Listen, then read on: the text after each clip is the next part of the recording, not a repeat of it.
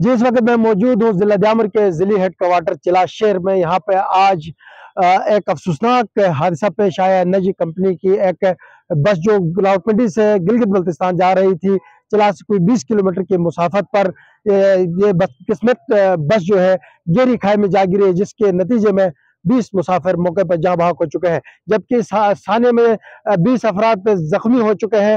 زخمیوں کو گلگت بلتستان حکومت کی خصوصی ہدایت پر ریسکیو آپریشن مکمل کر کے چلاس اسپتال منتقل کر دیا گیا ہے۔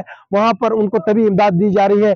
کچھ سیریز زخمیوں کو گلگت شفٹ کیا گیا ہے بذریعہ ہیلی کاپٹر۔ اس ریسکیو آپریشن میں army, Gilgit Baltistan squad police اور ریسکیو 1122 کے عملہ نے حصہ لیا ہے۔ اس وقت ترجمان گلگت بلتستان حکومت فیض اللہ فراق کے مطابق ریسکیو آپریشن مکمل کیا جا چکا ہے۔ وزیر اعلیٰ گلگت بلتستان کے خصوصی ہدایت پر اس افسوسناک سانے میں جاں بحق لوگوں کو ان کے آبائی علاقوں کی طرف روانہ کر دیا گیا ہے۔ جی